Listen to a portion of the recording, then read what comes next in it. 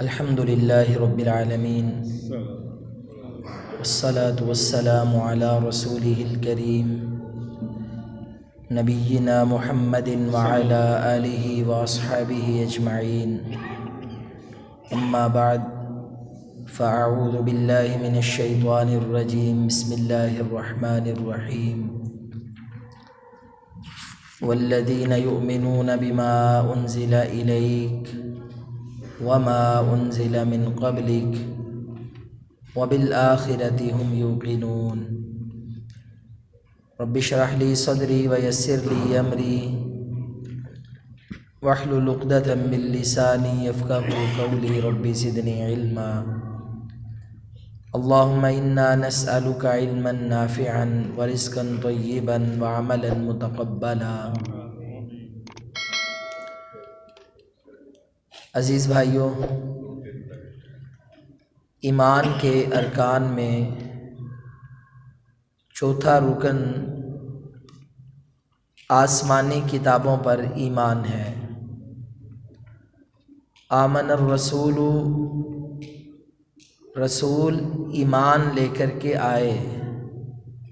نبی کریم علیہ الصلاۃ والسلام بما انزل الیہ من ربہ والمؤمنون، اس پر ایمان لے کر کے آئے کہ جو اللہ تعالیٰ کی طرف سے ان کی طرف نازل کیا گیا، اور سارے مومن بھی ایمان لے کر کے آئے. اور یہ کہتے کیا ہیں؟ ہم ایمان لائے باللہ و رسولہ، اللہ پر، رسولوں پر. اور یہ جو ایمان ہے اس کے بارے میں اللہ تعالیٰ نے جہاں پر بھی بات کی ہے وہاں پر رسولوں کا تذکرہ ہے، فرشتوں کا تذکرہ ہے، وکتبہ ہی، اور اس کی کتابوں پر، اللہ کی کتابوں کا بھی تذکرہ ہے جو اس نے آسمان سے نازل کی. اللہ تعالیٰ انسان کو جس طرح اس نے بنایا یہ حال بیان کرتا ہے. ہمارے جسم کے دو حصے ہیں. ایک یہ ہمارے ظاہری طور پر نظر آنے والا جسم، جس کو اللہ تعالیٰ نے مٹی سے پیدا کیا. اس کو مٹی سے پیدا کیا اور اس کی خوراک کا بندوبست بھی اللہ تعالیٰ نے مٹی سے کیا ہے. آپ جو کچھ بھی کھاتے ہیں، پیتے ہیں، آپ اس کی تہ تک جائیں تو بنیاد مٹی ہے. جانوروں کا گوشت کھائیں، انہیں بھی اللہ نے مٹی سے پیدا کیا. پانی پئیں یا مشروبات پئیں تو یہ بھی آپ کو مٹی سے ملتا ہے. آپ سبزیاں، پھل کھائیں تو یہ آپ کو مٹی سے ملتے ہیں. ہماری جسمانی غذا کا بندوبست بھی اللہ تعالیٰ نے مٹی سے کیا ہے کہ جس مٹی سے اللہ تعالیٰ نے اس جسم کو پیدا کیا. ہمارے جسم کا دوسرا حصہ ہے روح، اور روح اللہ تعالیٰ نے آسمان سے اتاری. آدم علیہ السلام کو پیدا کرنے کے بعد نبی کریم علیہ السلام نے فرمایا کہ اللہ تعالیٰ نے ان کی پشت پر اپنا ہاتھ رکھا، اور قیامت تک کے لیے اس کی اولاد میں جس نے بھی پیدا ہونا ہے تمام کی روحوں کو پیدا کر دیا ہے. اب یہ آسمان سے آتی ہیں، جسم میں داخل ہوتی ہیں اور انسان بچہ زندہ ہو جاتا ہے. اللہ نے جسمانی خوراک کا بندوبست مٹی سے پیدا کیا تو مٹی سے کیا، اور ہماری روح اور روحانی خوراک کا بندوبست یہ آسمان سے آئی تو اللہ نے اس کا بندوبست بھی آسمانوں سے کیا. انسان سب کی روحیں آسمان سے آئی ہیں تو اللہ تعالیٰ نے ان کو لاوارث نہیں چھوڑا. الحمدللہ رب العالمین، پیدا کر کے چھوڑ نہیں دیا. وہ رب ہے، پرورش کرنے والا ہے، سننے والا ہے، دعائیں قبول کرنے والا ہے. اس نے ہمارے لیے یہ سب چیزیں پیدا کر دی جو ہماری جسمانی خوراک کو پورا کریں، اور ہماری روح کی غذا ہر انسان کے لیے، ہر قوم کے لیے، ہر بستی کے لیے، اور ہر صدی میں جو زمانہ گزر گیا اور آج بھی اور قیامت تک کے لیے اللہ تعالیٰ نے بندوبست کیا ہے، اور نبی کریم صلی اللہ علیہ وسلم اور آپ کے ساتھ جتنے بھی رسول ہیں ان کی ذمہ داری یہی تھی کہ آسمانوں سے یہ خوراک، یہ غذا، یہ ضرورت جو انسانوں کی ارواح کو ہے وہ انہیں مہیا کریں، اور سب نبیوں نے اپنا یہ کام کیا۔ اللہ تعالیٰ نے زندگی کیسے گزارے اس کے لیے ہمیں چارٹ بنا کر دیا۔ ہمارا خالق اللہ ہے، اس نے کہا اعبدوا، عبادت کرو تم، یا ایھا الناس اعبدوا ربکم الذی خلقکم والذین من قبلکم۔ یا اللہ تیری عبادت ہم کیوں کریں؟ کہا اس لیے کہ اس نے آپ کو بھی پیدا کیا ہے اور آپ سے پہلے لوگوں کو بھی پیدا کیا ہے۔ اب جو بنانے والا ہے، پیدا کرنے والا ہے، جوڑ جوڑ اپنی اپنی جگہ پہ لگانے والا ہے، ماضی اور حال مستقبل سے اچھی طرح واقف ہے، اب اسے پتہ ہے کہ انسان کی ضرورت کیا ہے۔ جو ضرورت ہے وہ خالق نے حلال کر دی، اور جو ضرورت نہیں خالق نے اسے ہمارے لیے حرام کر دیا۔ آپ گاڑی لینے کے لیے جاتے ہیں تو اس کا ایک یوزر مینول ملتا ہے، کیسے چلانی ہے، ٹینکی میں پیٹرول ڈالنا ہے یا آئل، انجن میں آپ پیٹرول ڈالیں گے کہ ڈیزل۔ بنانے والے نے ہر چیز بتا دی، مقدار بھی بتا دی، معیار بھی دے دیا، اور ہم 1 لیٹر پیٹرول آئل ڈالنا ہے انجن میں تو اتنا ڈالتے ہیں، زیادہ نہیں ڈالتے۔ پیٹرول کی جگہ پہ پانی ڈالنے کی حماقت نہیں کرتے، کس لیے کہ اس کے بنانے والے نے ہمیں یہ ہدایات نہیں دی، اور اگر آپ اس کے مطابق چلیں تو گاڑی کام کرے گی، مقصد پورا کرے گی۔ اس بنانے والے نے ہمیں یوزر مینول دیا، ہمیں ہدایات کی ایک کتاب دی، ہمیں ہی نہیں، ہم سے پہلے بھی جتنے لوگ آئے سب کو آسمان سے یہ کتاب دی کہ پیدا میں نے کیا ہے، زندگی تم نے کیسے گزارنی ہے، مرضی میری ہے، تمہاری خوشیاں، غمیاں، تجارت، سیاست، معاملات، لیل و نہار کیسے ہوں گے، حلال حرام کی تمیز اور اصول اور کرائیٹیریا کیا ہوگا، اللہ تعالیٰ نے سب کچھ بتا دیا۔ اگر ہم اس کے مطابق چلیں گے تو ہمیں نقصان نہیں ہے، ہم اپنے مقصد کو پورا کرنے والے ہیں اور ہمیں فائدہ ہی فائدہ ہے۔ تو یہ جو آسمانی کتابیں ہیں یہ دراصل روحانی غذا ہے، یہ دراصل یوزر مینول ہے، یہ اللہ تعالیٰ نے زندگی گزارنے کے طریقے بتائے ہیں۔ تو آسمانی کتابوں پر ایمان یہ ہمارے ایمان کا رکن ہے، حصہ ہے۔ اور ایمان کیسے ہونا چاہیے اس سے پہلے ہم یہ بات پڑھتے ہیں، قرآن مجید کی ابتدا ہوئی، اللہ فرماتے ہیں ذالک الکتاب لا ریب فیہ ھدی للمتقین، یہ متقین کے لیے ہدایت ہے، کہیں کہا ھدی للناس، لوگوں کے لیے ہدایت ہے۔ اللہ رب العالمین نے اس کو ہدایت کہا یہ متقی۔ متقی کون ہیں؟ ان کی صفتیں بیان ہو گئیں، الذین یقیمون الصلاۃ، نماز قائم کرنے والے، یہ ساری چیزیں۔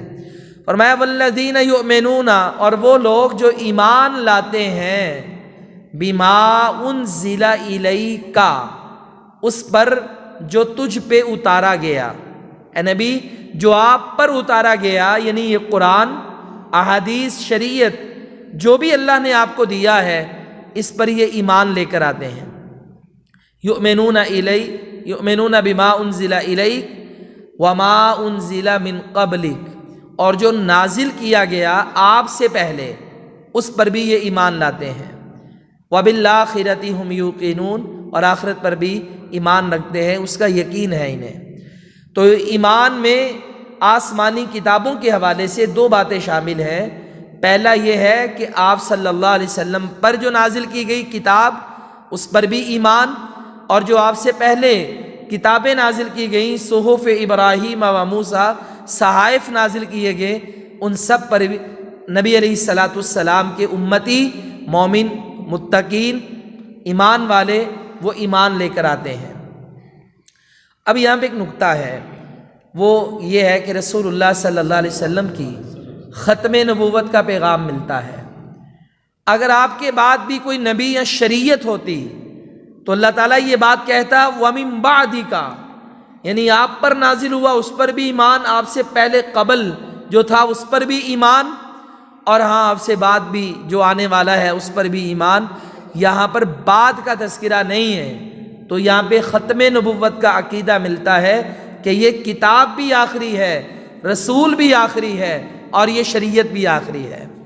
اس سے پہلے تھا، بعد میں کوئی نہیں ہے، یہ آخری ہے۔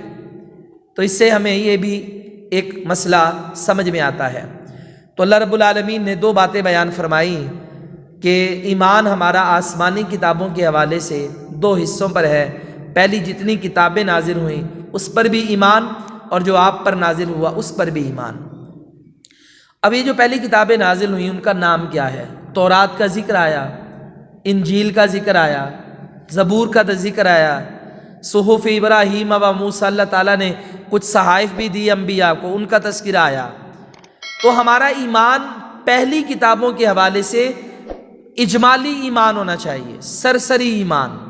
کیا ہے کہ یہ اللہ کی کتابیں ہیں، اللہ نے نازل کی، اللہ کا کلام ہے، ہمارا اس پر ایمان ہے، ہم انکار نہیں کرتے، لیکن یہ کہتے ہیں کہ اب مفصل ایمان اس پر نہیں ہے، اب یہ قابل عمل نہیں۔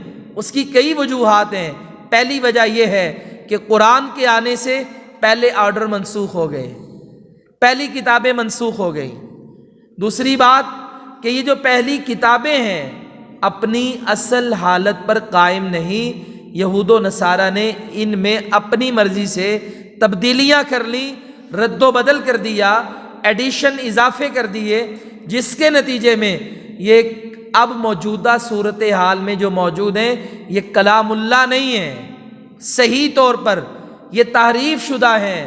ہم یہ مانتے ہیں کہ جو تورات موسیٰ علیہ السلام پہ نازل ہوئی، میرا ایمان ہے کہ وہ اللہ کی کتاب ہے، اللہ نے نازل کی۔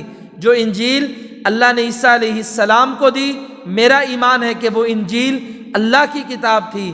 جو زبور داود کو ملی وہ اللہ کی کتاب تھی۔ جو دیگر صحائف رب نے نازل کیے وہ اللہ کی طرف سے تھے، اللہ کے کلام ہیں، اپنے بندوں سے اس نے کلام کیے، لیکن اب ان پر عمل نہیں ہے۔ اب مفصل ایمان قرآن پر ہے۔ قرآن کو ہم نے یہ بھی ماننا ہے کہ یہ اللہ نے نازل کیا، یہ اللہ کا کلام ہے، اور ایک ساتھ اس کو بیج اور دینا ہے کہ اب اتباع کے لائق، اور آخری بات بھی صرف اور صرف قرآن کی ہے۔ اب عمل صرف قرآن پر ہوگا، پہلی کتابوں پر نہیں۔ یہ ہمارا ایمان ہے۔ اللہ تعالیٰ نے یہودیوں کے جو رویے ہیں قرآن مجید میں اس کا تذکرہ کیا۔ اللہ فرماتا ہے وَإِنَّا، اور بے شک، مِنْهُمْ، ان میں سے، لَفَرِيقًا، کچھ لوگ ایسے ہیں یہودی، يَلْوُونَ أَلْسِنَتَهُمْ، کہ جو اپنی زبانوں کو موڑ دیتے ہیں، بالکتابی، کتاب پڑھتے ہوئے۔ کس لیے؟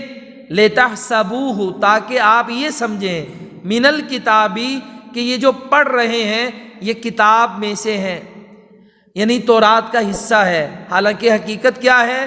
وَمَا هُوَ مِنَ الْكِتَاب، یہ جو پڑھتے ہیں یہ کتاب کا حصہ نہیں ہے۔ اللہ کہتا ہے میں نے تورات میں نازل نہیں کیا، انہوں نے بعد میں خود شامل کیا ہے۔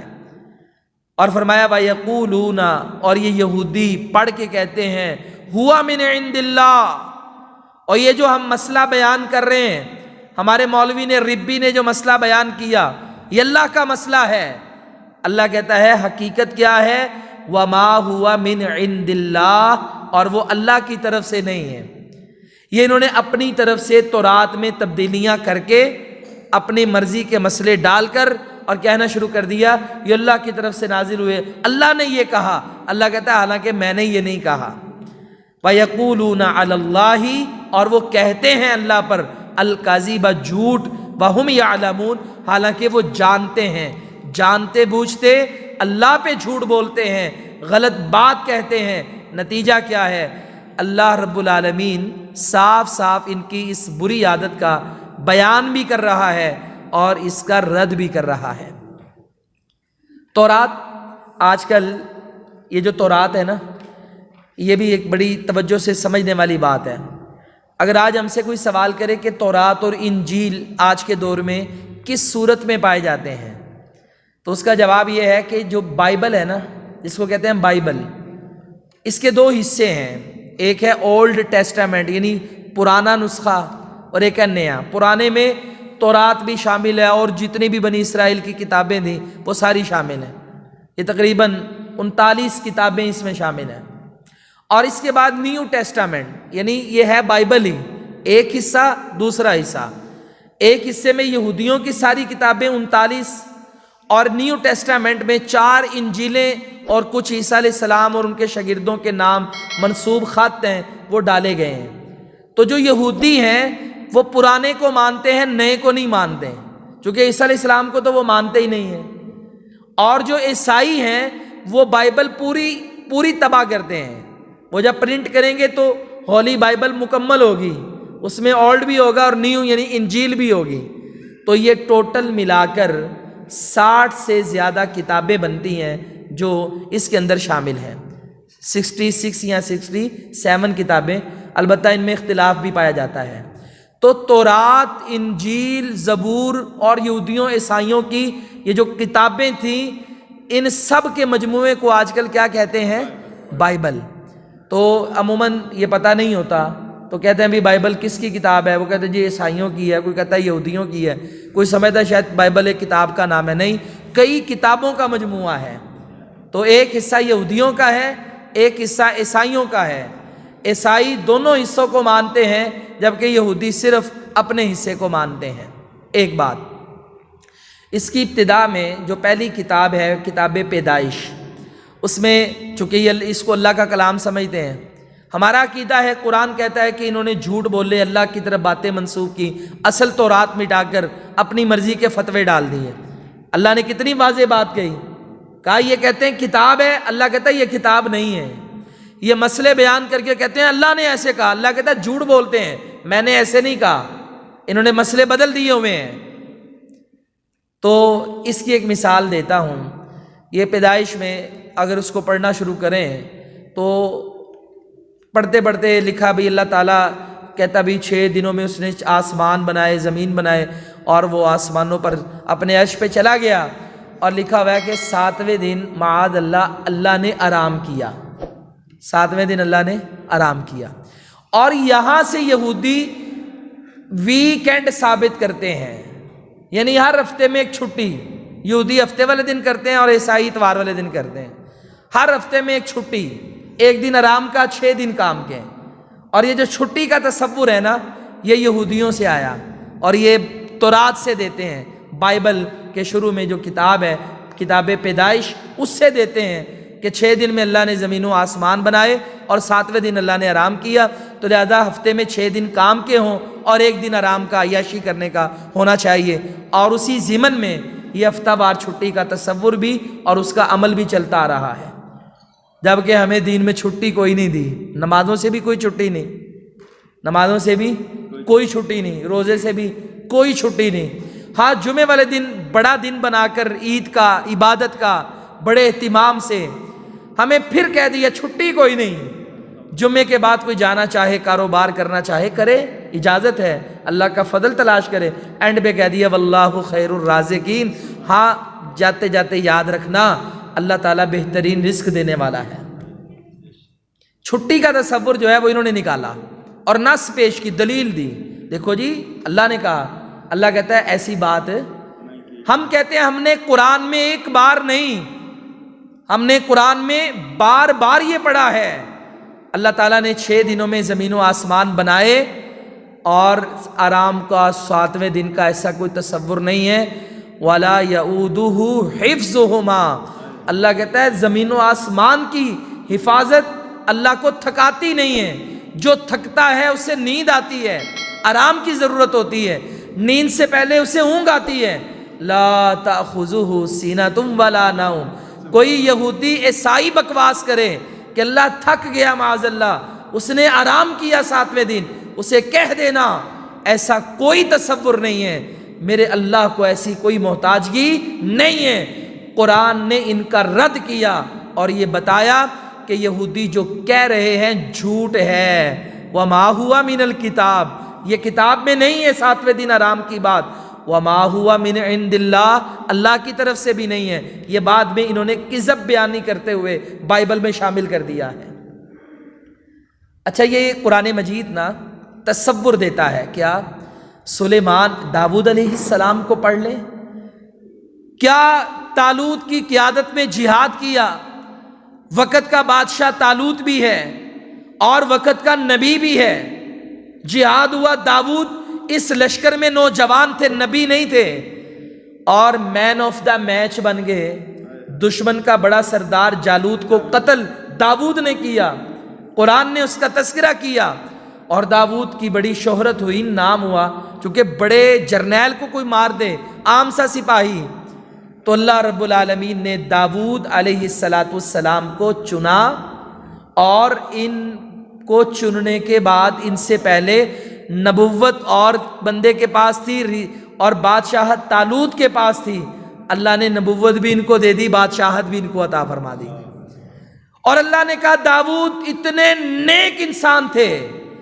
اتنی پیاری آواز تھی کہ جب وہ اللہ کی تسبیح پڑھتے تھے پہاڑ بھی پڑھنا شروع کر دیتے تھے، پرندے بھی اکٹھے ہو کر آسمان کی فضاؤں میں ساتھ ساتھ اللہ کی تسبیح پڑھا کرتے تھے، اتنے نیک حکمران تھے کہ عدل اور انصاف سے فیصلے کرتے تھے۔ بات آئی سلیمان علیہ السلام کی، کہا اللہ نے وارث بنایا، بیٹا دیا تو بھی کمال کا، اللہ نے نبوت اس کو بھی دے دی، بادشاہت بھی دے دی، باپ کا دونوں چیزوں میں وارث بن گیا، اور اللہ تعالیٰ نے حکومت میں اور چیزیں عطا کر دیں۔ کہا یہ جہاد کرنے والے سلیمان تھے، یہ اللہ کے راستے میں گھوڑے دوڑانا اور ان کی تذبیر کرنا، یہ ان کے شوق اور ان کے جذبے اور ولولے تھے۔ قرآن مجید میں اللہ تعالیٰ نے ان کی توحید کی، غیرت، تڑپ، حدود کا واقعہ کیا کچھ نہیں بیان کیا۔ لیکن آپ اگر بائبل کو پڑھ لیں تو بائبل میں، آج کی بائبل میں، داؤد اور سلیمان علیہم السلام معاذ اللہ ظالم، جابر اور اللہ کے احکامات کی بغاوت کرنے والے لوگ تھے، اور الزامات لگائے گئے ان پر۔ تو ہم صاف صاف کہتے ہیں، ہمارے قرآن نے کہا کہ یہ اللہ کی طرف سے نہیں ہے، یہ کتاب میں، وہ اللہ کے نبی تھے، وہ ایسے، یہ جھوٹ بولتے ہیں، یہ چونکہ یہودی ہمیشہ جہاد سے بغاوت کرتے ہیں، موسیٰ علیہ السلام نے جہاد کی دعوت دی، ان کے دشمن ہو گئے، سلیمان کے ساتھ چلے، ان کے دشمن ہو گئے، تو ان کو شروع سے جہاد سے نفرت ہے، تو اس نفرت و عداوت میں یہ انبیاء کے بھی دشمن بنے اور انہیں قتل کرنے تک آگے۔ تو تورات، انجیل، پہلی کتابوں پر ایمان یہ ہے کہ وہ اللہ کی کتابیں تھیں، اللہ نے نبیوں پہ نازل کی، ہم مانتے ہیں، مگر آج وہ اپنی اصلی حالت میں نہیں، اس میں تحریف ہو گئی۔ قرآن کہتا ہے، اور ہم تو بائبل کی کو نہیں مانیں گے، یہودیوں عیسائیوں کو نہیں مانیں گے، ہم اپنے قرآن کو مانیں گے۔ ابو ہریرہ رضی اللہ عنہ فرماتے ہیں، کان اہل الکتابی، جو اہل کتاب تھے یہودی اور عیسائی، چونکہ مدینہ میں یہودی تھے، یقرؤون التوراۃ، وہ تورات پڑھتے تھے، بالعبرانی، یا عبرانی زبان میں، چونکہ تورات عبرانی زبان میں نازل ہوئی، وہ عبرانی زبان میں تورات پڑھتے تھے، وَيُفَسِّرُونَهَا بِالْعَرَبِيَّةِ لِأَهْلِ الْإِسْلَامِ، اور وہ اس کا ترجمہ بیان کرتے تھے عربی زبان میں، اور مفہوم مسلمانوں کو مدینے میں بتایا کرتے تھے۔ یہ بات مسلمانوں نے نبی کریم علیہ السلام کو بتائی کہ یہودی اس طرح کا کام کرتے ہیں، تو ہمیں کیا کرنا چاہیے ان کی باتیں سن کر؟ نبی کریم علیہ السلام نے فرمایا کہ آسمانی کتابوں میں، تورات اور انجیل کے بارے میں تمہارا یہ رویہ ہونا چاہیے، لا تصدقوا اہل الکتابی، نہ تم اہل کتاب کی تصدیق کیا کرو، ولا تکذبوہم، اور نہ ہی انہیں جھٹلایا کرو۔ یہودی عیسائی تمہیں بات کہیں، نہ ان کی بات ماننی ہے، نہ ہی انہیں جھوٹا کہنا ہے۔ آپ نے کہنا کہ بھئی یہ پڑھنا، آمنا باللہ وما انزل الینا، مکمل آیت سورہ البقرہ کی، کہ بھئی ہم تو ایمان لائے اللہ پر، اور اللہ نے جو ہماری طرف نازل کیا، یعنی جو اللہ نے نازل کیا اسے ہم مانتے ہیں، جو تم پڑھ رہے ہو نہ ہم اس کو مانتے ہیں نہ اسے جھوٹا کہتے ہیں، بات ہی ختم، تمہارا معاملہ اللہ کے ساتھ ہے۔ اور آپ دیکھیں اب یہاں پہ ایک مسئلہ یہ ہے کہ آپ قرآن مجید کی تفسیریں پڑھ لیں قرآن مجید کی تفسیر کرنے والوں میں یہ رویہ پایا جائے گا کہ اسرائیلی روایات اکٹھی ہوئی ہوتی ہیں۔ آپ کو ایک مثال دیتا ہوں، تیسرے پارے میں اللہ نے ایک واقعہ بیان کیا، او کالذی مر علی قریۃ وہی خاویۃ علی عروشہا، ایک بندہ گزرا ہے بستی پہ چھتوں سمیت گری ہوئی تھی، وہ جو 100 سال اللہ نے سلا دیا، مار دیا، دوبارہ اللہ نے زندہ کیا۔ میں نے آخرت میں یہ واقعہ بیان کیا تھا۔ اب یہاں پر قرآن میں بھی ان کا نام نہیں ہے کہ یہ کون ہے، حدیث میں بھی ان کا نام نہیں ہے یہ کون ہے۔ اب کچھ مفسرین اس بنی اسرائیلی روایات سے ان کا نام پیش کر رہے ہوتے ہیں کہ ان کا نام عزیر ہے، یہ عزیر علیہ السلام ہے۔ بھئی نبی علیہ السلام نے کہا نہ ان کی تصدیق کرو نہ انہیں جھوٹا کہو، ماننا بھی نہیں ہے، جھوٹ بھی نہیں کر رہے ہیں، ان کو چھوڑ دو ان کے حال پر۔ قرآن میں اس کا نام نہیں آیا تو ٹھیک ہے، نہیں آیا، نام نکالنا ضروری ہے۔ اگر اللہ تعالیٰ نے اس میں کوئی مناسب حکمت سمجھی ہوتی تو اللہ نام دے دیتا، اس نے نہیں بیان کیا نام، تو ہمیں بھی تلاش کرنے کی کیا ضرورت ہے۔ تو اسی طرح یوسف علیہ السلام کا جو واقعہ ہے نا، تو وہاں پر بھی بہت سارے لوگوں نے یہ بنی اسرائیلی روایات اکٹھی کر کے اور بیان کیا، جی جب یوسف علیہ السلام تخت پر آ گئے اور پھر زلیخا کا یوسف سے نکاح ہو گیا۔ قرآن میں اس بات کا تذکرہ نہیں ہے، بلکہ قرآن کہتا ہے الطیبات للطیبین والطیبون للطیبات، پاک مرد پاک عورتوں کے لیے ہیں، پاک عورتیں پاک مردوں کے لیے ہیں۔ پیغمبر کی بیوی کافرہ مشرکہ تو ہو سکتی ہے، جیسے لوط اور نوح علیہ السلام کی بیویاں تھیں، مگر پیغمبر کی بیوی بد کردار نہیں ہو سکتی۔ جو عورت برائی کی طرف دعوت دے، گندے کردار کی مالک ہو، وہ پیغمبر یوسف علیہ السلام کی بیوی نہیں ہو سکتی۔ نہ قرآن میں آیا نہ حدیث میں آیا، بلکہ قرآن کہتا ہے پاک مرد پاک عورتوں کے لیے۔ اور یہ بنی اسرائیلی روایات اکٹھی کر کے جو تفسیروں کی جلدیں 10 جلدیں اور جناب نکال کے پڑھ کے دیکھ لیں تو ساری یہودیوں عیسائیوں کی بنائی ہوئی کہانیاں ہی آئی ہوتی ہیں، اور کچھ ہے ہی نہیں۔ تو اس لیے آپ پہلی جو آسمانی کتابیں ہیں ان کے بارے میں یہ تعلیمات عام ہوں کہ ہم انہیں اجمالی طور پہ مانتے ہیں، وہ تھی اللہ کی کتابیں، اللہ نے نازل کی، مانتے ہیں، مگر آج ان کا اعتبار نہیں ہے۔ کیوں؟ تحریف ہو گئی۔ کیوں؟ کیونکہ قرآن آ گیا تو سب کچھ منسوخ ہو گیا۔ یہ ہمارا ایمان ہے، ہمارے ایمان کا یہ حصہ ہے۔ اس کی اور بھی بہت ساری مثالیں ہیں، لیکن ہم آگے چلتے ہیں۔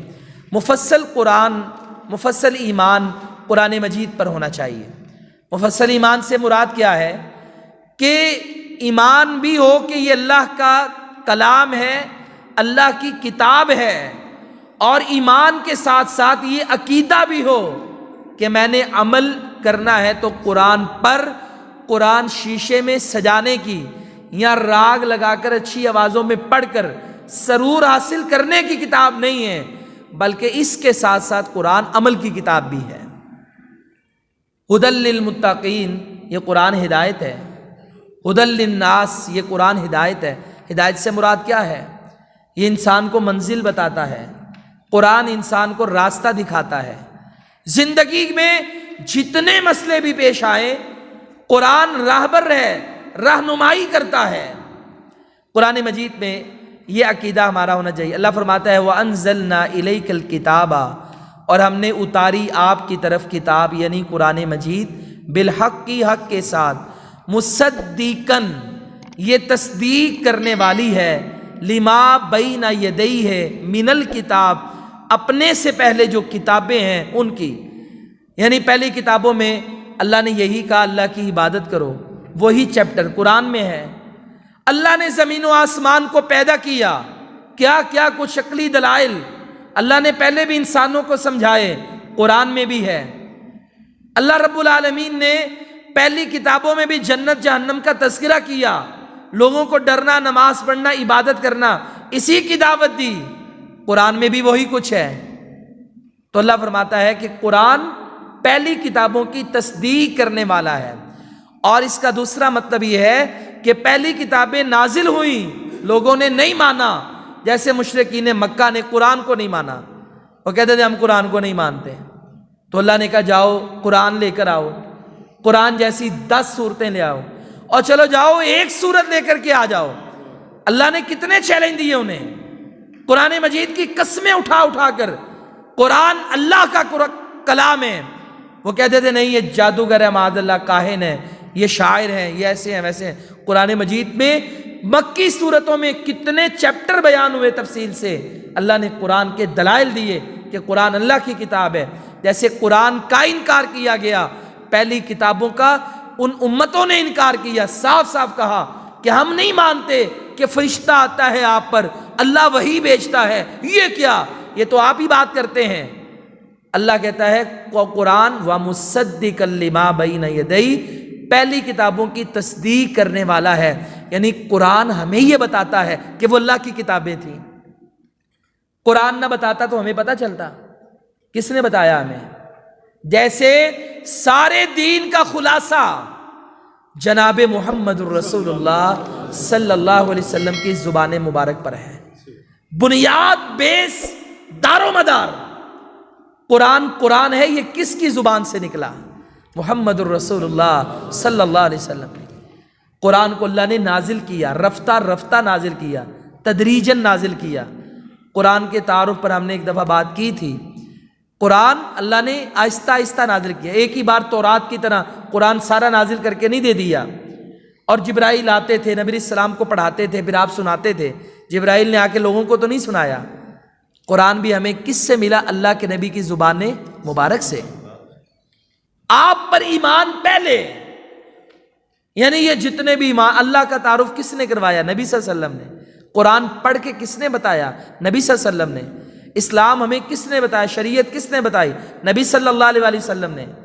تو جس طرح یہ ساری چیزیں بنیاد ہیں، اسی طرح پہلی آسمانی کتابوں کی بنیاد بھی قرآن ہے کہ قرآن نے بتایا، تصدیق کی، ہاں تورات اللہ کی کتاب ہے، انجیل واقعی اللہ کی کتاب ہے، زبور اللہ کی کتاب ہے، تم بھی ایمان لاؤ اس پر۔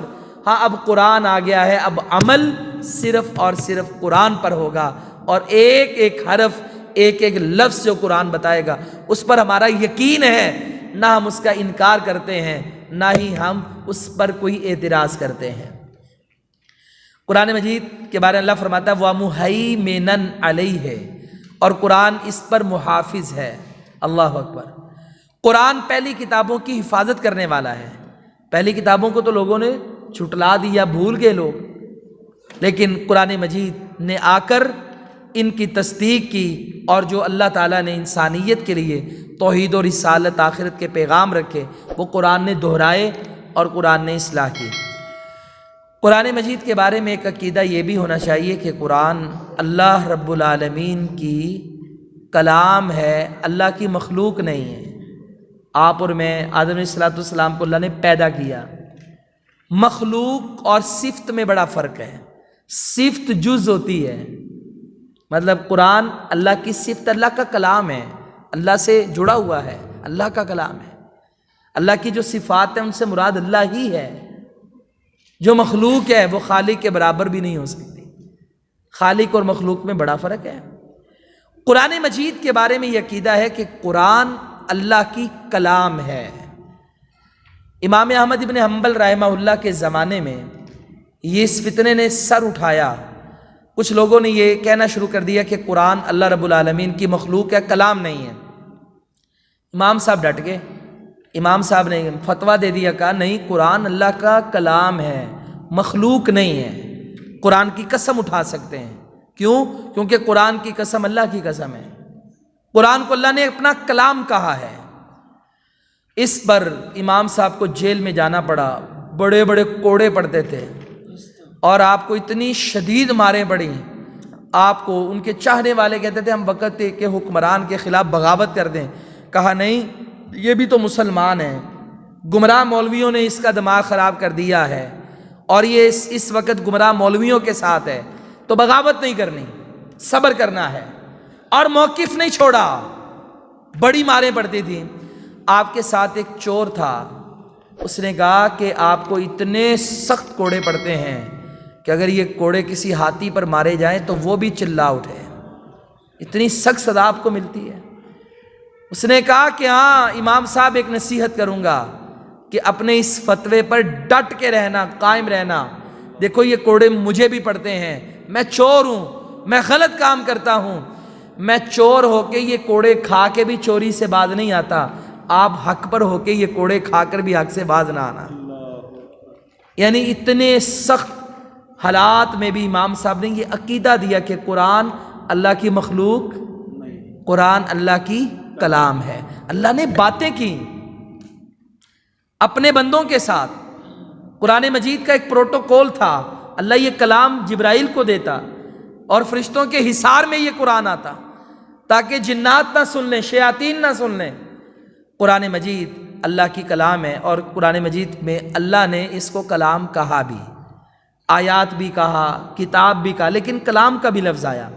اللہ فرماتا ہے افتطمعون، کیا تم طمع رکھتے ہو، چاہتے ہو مسلمانوں، ان یؤمنوا لکم، کہ یہ جو یہودی ہیں یہ تم پر ایمان لے آئیں، تمہارے ساتھ مل جائیں، تمہاری صفوں میں شامل ہو جائیں، مان لے تمہیں، ایمان لے آئیں۔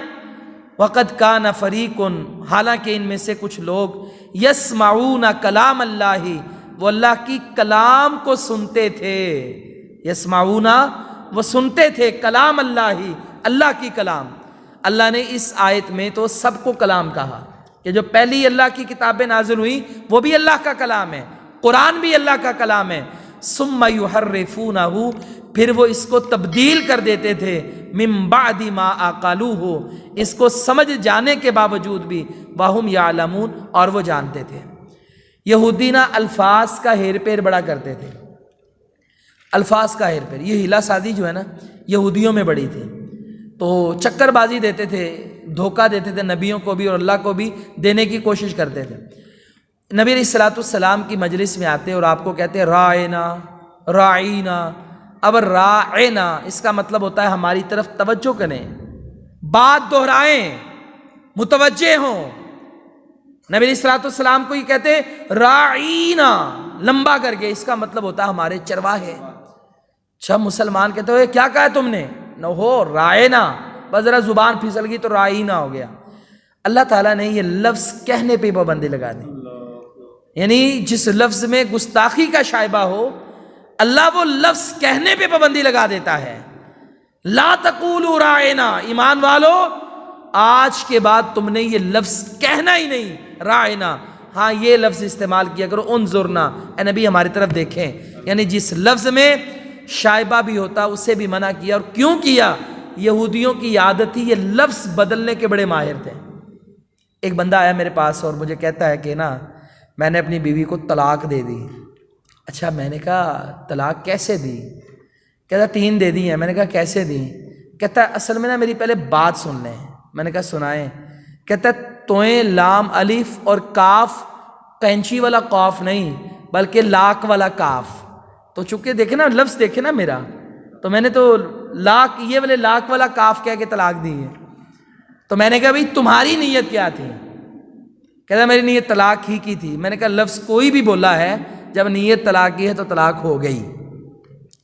تو یہ جو لفظوں کا ہیر پھیر ہے نا، یہ یہودیوں میں بھی بڑا پایا جاتا تھا، اور لفظ یہ یہاں سے یہاں آیات کو بدلنا اور پھر وہاں سے مفہوم نکالنا اور یہ سارے کام کرنا۔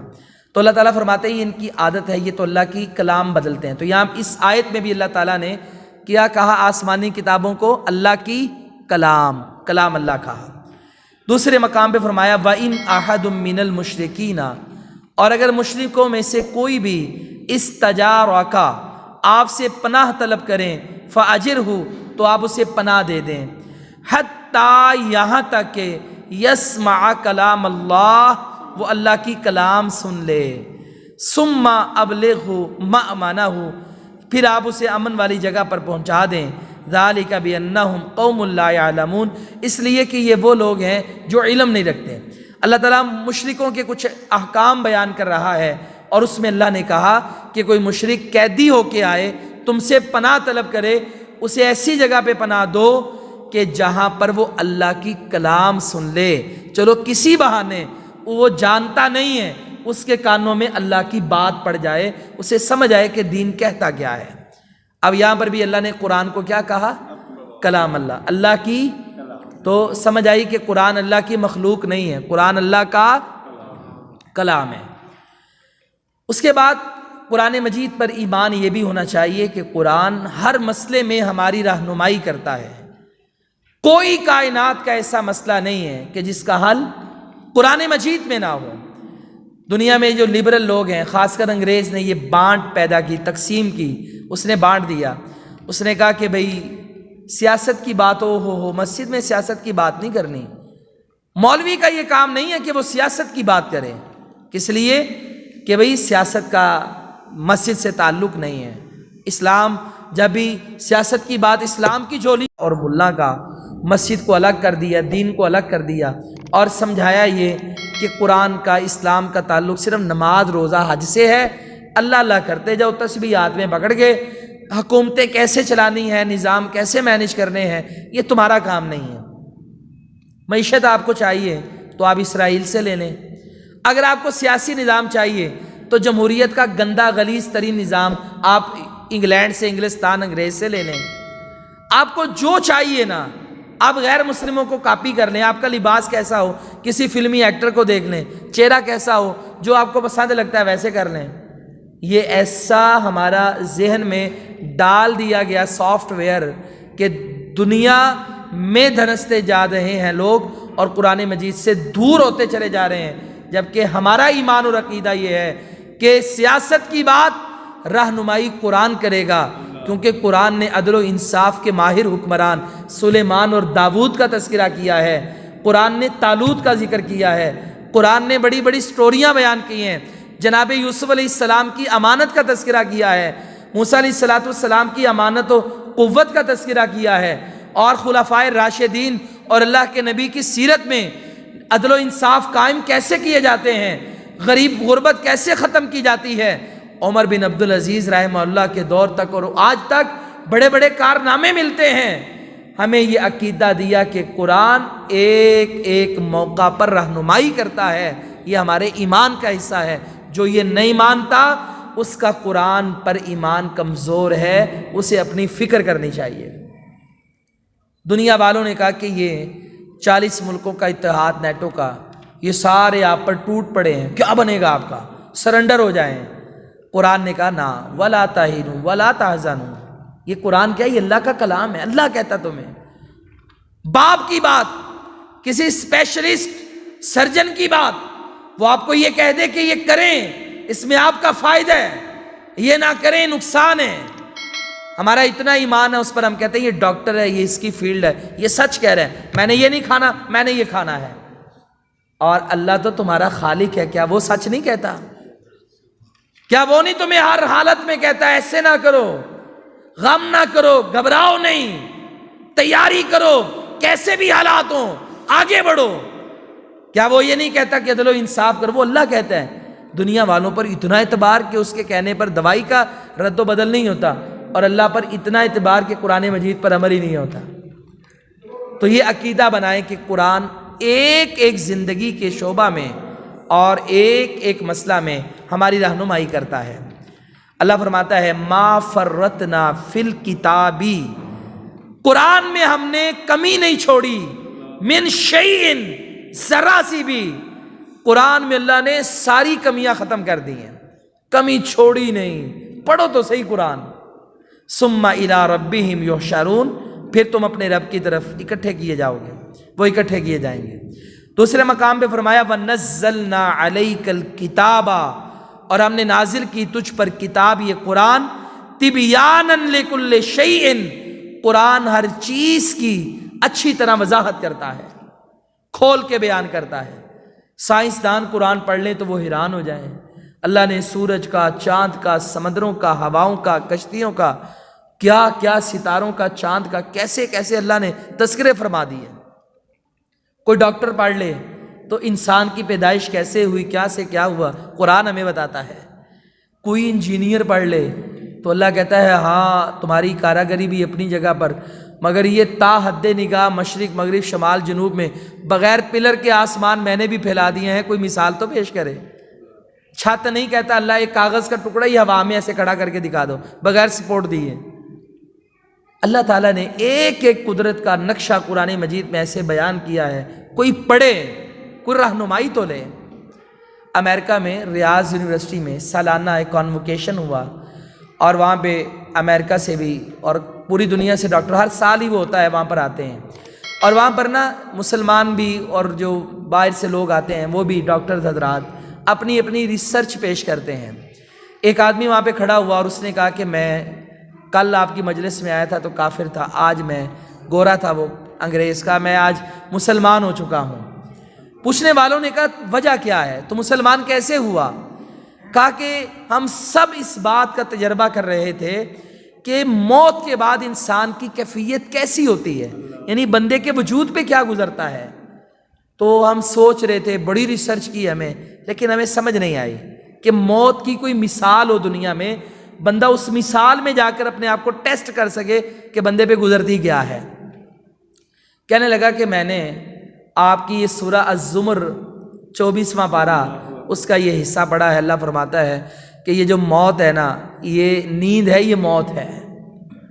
کتنے لوگ ایسے ہیں کہ جو سوتے ہیں، اللہ کہتا ہے ہم فیصلہ کر دیتے ہیں، ان کی روح واپس پلٹ کے نہیں آتی اور وہ سوئے ہی سوئے رہ جاتے ہیں۔ اور کہا کہ جو سوتے ہیں، جن کا ہمارا فیصلہ ہوتا ہے، ہمارے حکم سے روح واپس آ جاتی ہے اور بندہ بیدار ہو جاتا ہے اور بندہ زندگی زندہ رہتا ہے، جب ہمارا حکم آئے گا تو یہ زندگی ختم ہو جائے گی۔ کہا کہ میں قرآن کی یہ آیت پڑھ کے مسلمان ہونا چاہتا ہوں، مسلمان ہو گیا ہوں، کہ جو بات سائنس ثابت نہیں کر سکی، اللہ کے قرآن کی ایک آیت بتاتی ہے کہ نیند موت کی بہن ہے۔ موت میں بندے کی کیفیت کیا ہوتی ہے، کیسے ہوش و حواس دنیا سے کٹ جاتے ہیں، یہ نیند سے بندہ اندازہ لگا سکتا ہے۔ جب نیند آ رہی ہو تو سامنے پڑا بندہ، کیا اس کی آواز بھی سمجھ نہیں آتی، تو بندہ ادھر ہی پڑھ کے سو جاتا ہے۔ کیسے دنیا سے کنیکشن کٹتا ہے موت میں، اس کی ایک مثال روزانہ ہمیں آنے والی نیند ہے۔ وہ بندہ کافر ڈاکٹر قرآن مجید کی آیت پڑھ کے مسلمان ہو گیا۔ ایک اور ڈاکٹر مسلمان ہوا 2015 میں، وہ کہنے لگا میں نے اس بات پر ریسرچ کی کہ آج ساری دنیا فنگر پرنٹ پر آ گئی ہے، یعنی لاک لگانا ہے تو فنگر پرنٹ، حاضری لگانی ہے تو فنگر پرنٹ، آپ کے بینک اکاؤنٹ ہے تو فنگر پرنٹ، آپ کی کاغذات کی منظوری ہے تو فنگر پرنٹ۔ یعنی دنیا نے یہ تحقیق کی کہ کروڑوں اربوں انسان سب کے یہ فنگر پرنٹ، یہ جو اللہ نے نقشہ بنا دیا نا، یہ ہمارے انگوٹھوں پر، یہ ہاتھوں پر، یہ جو جال سا بنا دیا، ریکٹ بچھا دیا، ساری دنیا کے انسان بھی مل جائیں یہ برابر نہیں ہو سکتے۔ کیا اللہ تعالیٰ نے اس میں کیا گیا ہے؟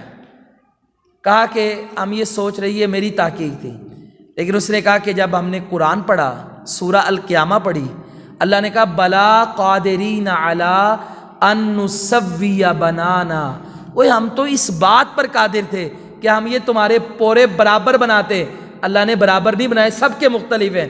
کہا جو بات آج ہمیں سمجھ آ رہی ہے 1400 سال پہلے اللہ نے قرآن میں بیان کر دی کہ یہ پورے برابر نہیں ہیں، اس کی برابری ظاہری دیکھو تو بھی برابر نہیں ہے، اور فنگر پرنٹ دیکھ لو تو برابر نہیں ہے، سب کے جدا جدا ہیں۔ وہ قرآن کی آیت پڑھ کے مسلمان ہو گیا۔ تبیانا لکل شیء، اللہ کہتا ہے قرآن پر یہ ایمان رکھیں، ہر چیز کو کھول کے بیان کرتا ہے۔ آپ دیکھیں کہ دنیا میں 7.5 ارب دنیا کی آبادی ہے اس وقت، صرف 1.5 سے 2 ارب مسلمان ہیں، باقی ساری کافر ہیں، اور ایسے بدبخت ہیں کہ جن کا نظریہ ہی واضح نہیں ہے، ان کو زندگی کا مقصد ہی نہیں پتا، اور ان میں ملحد اتنے زیادہ ہیں جن کو یہ نہیں پتا کہ ہم پیدا کس طرح ہوئے۔ آپ تو قال اللہ و قال الرسول پڑھتے ہیں نا، وہ ساری زندگی ڈارون اور اس جیسی گھسی پٹی سٹوریاں ہی پڑھاتے رہتے ہیں۔ دھماکہ ہوا تو انسان آ گئے، بندر کی دم کٹی تو انسان بن گیا، یہ ہو گیا تو وہ ہو گیا، انسان جنگل سے آیا، انسان کدھر سے آیا، انسان کی انتہا کیا ہوگی، انسان سانپ بننے والا ہے، وہ یہ ہونے والا ہے۔ وہ پاگل ساری زندگی میں اسی پاگل پن میں زندگی گزار دیتے ہیں۔ قرآن کہتا ہے پہلا پارہ پڑھو، میں تمہیں بتاتا ہوں آدم کی ابتدا، تمہاری ابتدا کیا ہے۔ تمہارا باپ آدم تھا جس کو میں نے اپنے ہاتھ سے بنایا، میں نے اسے کہا زندہ ہو جا، وہ زندہ ہو گیا، میں نے اسے جنت میں پیدا کیا، میں نے اسے غلطی کی بنا پر دنیا میں بھیجا، تمہاری سب کی آزمائش ہے، دوبارہ جنت میں تم نے جانا ہے، وہ تمہارا اصل گھر ہے۔ لو وہ جو بات زندگی بھر دنیا سمجھ ہی نہیں پاتی، قرآن نے 2 حرفوں میں بیان کر دی۔ 9 مقامات پر قرآن مجید نے صرف آدم علیہ السلام کا قصہ بیان کیا ہے۔ قرآن نے انسان کی ابتدا اللہ نے مٹی کے ساتھ انسان کو پیدا نہیں کیا صرف، اللہ تعالیٰ نے اس مٹی کی 4 خصوصیات قرآن میں مختلف مقامات پر بیان کی۔ کہیں کہا کہ ہم نے کالے رنگ کی گارے کی مٹی سے پیدا کیا، کہیں کہا ہم نے کھنکھنانے والی مٹی سے پیدا کیا، کہیں کہا ہم نے بدبودار مٹی سے پیدا کیا۔ یہ اللہ تعالیٰ نے مٹی کی کئی کیفیتیں بیان کی اور ہمیں بتایا کہ مٹی میں جب پانی ملتا ہے تو وہ گارا بنتا ہے، اور جب وہ پڑا رہے اس میں 3 کوالٹیز پیدا ہو جاتی ہیں۔ گارا باہر وہ آپ دیکھتے ہیں وہ براؤن سے آہستہ آہستہ کالا ہونا شروع ہو جاتا ہے، اور پھر گارے میں بدبو پیدا ہو جاتی ہے، سمیل آنی شروع ہو جاتی ہے۔ اللہ تعالیٰ نے پھر یہ جب گارا دھوپ میں رکھیں سوکھنے کے لیے تو خشک ہوتے ہوتے یہ کھنکھناہٹ پیدا ہو جاتی ہے، جیسے مٹی کے برتن ہوتے ہیں، کھڑکتے ہیں، آواز دیتے ہیں، بجنے والی مٹی بن جاتی ہے۔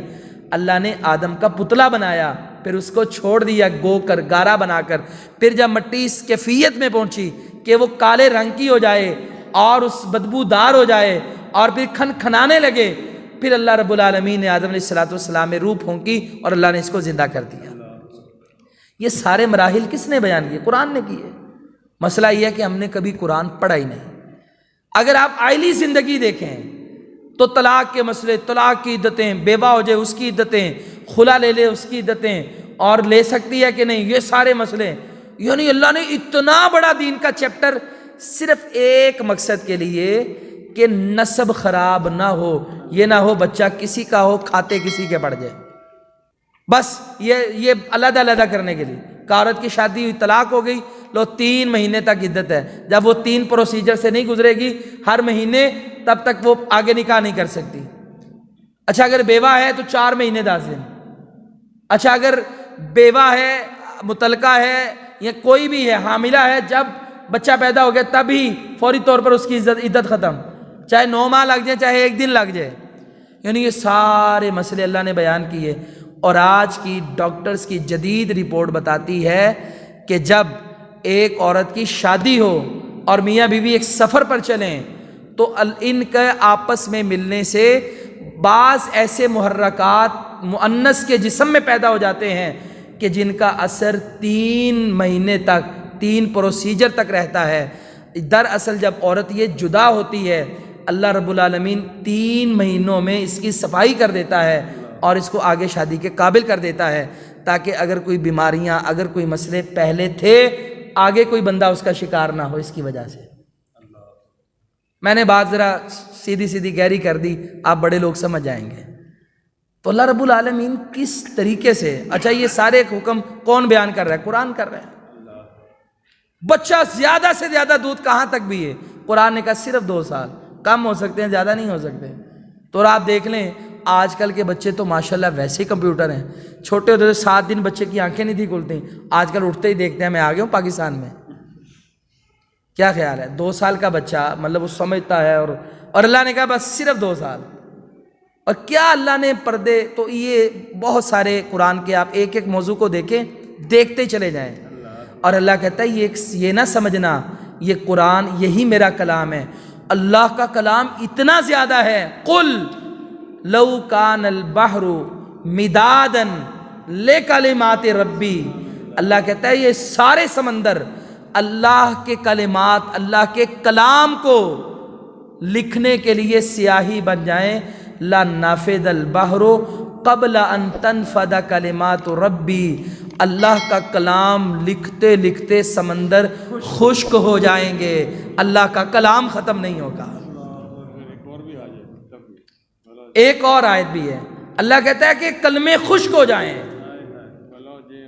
وَلَوْ جِئْنَا بِمِثْلِهِ مَدَدًا، اللہ اکبر، یہ اور بھی ایسے سمندر آ جائیں، لکھنے والے آ جائیں، اللہ کہتا ہے پھر بھی نہیں ختم ہو سکتا۔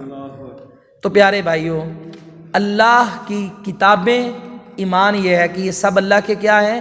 کلام، اللہ کے، یہ اللہ کا کلام ہے جو اس نے نازل کیا، اور یہ صرف یہاں تک نہیں ہے، اللہ کہتا ہے یہ اتنا ہے کہ جس کا شمار ہی نہیں ہے۔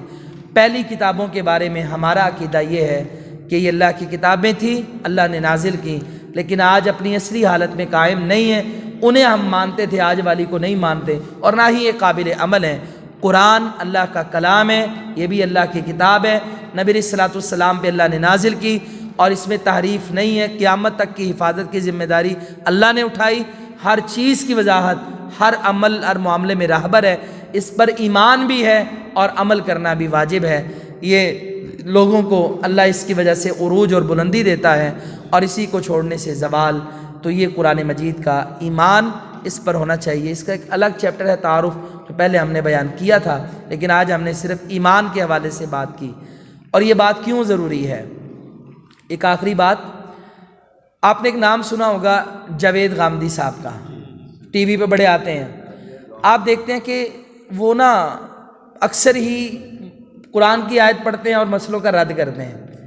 جی قرآن سے دکھائیں، جی قرآن میں یہ آیا، حدیثوں کا انکار کرتے ہیں، ویسے نہیں کرتے ہیں، زبان سے نہیں کہیں گے، جی قرآن سے دکھائیں۔ ایک بات یاد رکھیے گا کہ قرآن کی تفسیر رسول اللہ صلی اللہ علیہ وسلم کی حدیث نہیں ہے۔ قرآن کی ایک بات سمجھ نہیں نہ آتی، آپ کی تفسیر قرآن سے مل جائے گی، اگر قرآن میں نہیں ہوگی تو رسول اللہ صلی اللہ علیہ وسلم سے مل جائے گی۔ کیسے؟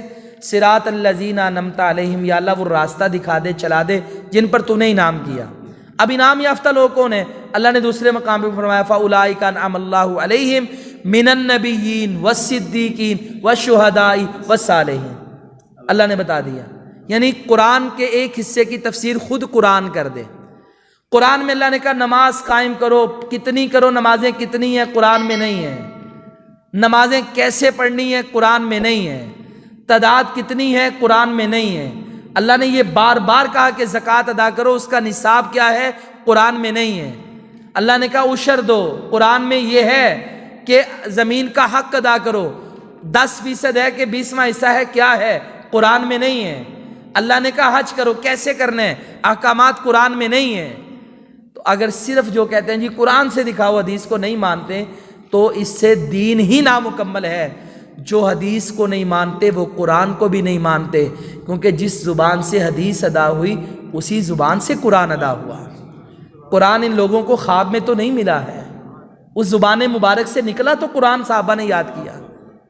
حدیث ہو یا قرآن ہو، زبان تو ایک ہی ہے۔ ان کے قلب اطہر پہ نازل ہوتا گیا اور یہ کہتے کہ دین بنتا گیا۔ انہوں نے کہا یہ قرآن ہے، یہ حدیث ہے، یہ محمد الرسول اللہ صلی اللہ علیہ وسلم ہے۔ دوسری ان کی گمراہی بلا کیا ہے؟ قرآن کا اصول یہ ہے کہ قرآن کی تفسیر قرآن سے کریں، قرآن کی تفسیر قرآن سے نہ ملے تو احادیث کو دیکھ لیں، صحابہ کرام کو دیکھ لیں، یہ ہے اصول۔ یہ لوگ کہتے ہیں کہ قرآن کی تفسیر کے لیے سب سے پہلے عرب کی لغت کو دیکھیں، یہ دیکھیں ڈکشنری کیا کہتی ہے۔ اچھا جی قرآن میں ہے نماز پڑھو، نماز کو عربی میں کیا کہتے ہیں؟ صلاۃ۔ ڈکشنری نے کہا کہ صلاۃ کا لغوی مطلب ہے ہلنا، تو ان ظالموں نے کہہ دیا جی کوئی ریڑھی لگاتا ہے تو نماز پڑھتا ہے، کوئی ڈانس کرتا ہے تو نماز پڑھتا ہے، کوئی ہلتا ہے، دیکھو اللہ کی یاد میں ہلنا، اس نماز تو اس کو کہتے ہیں۔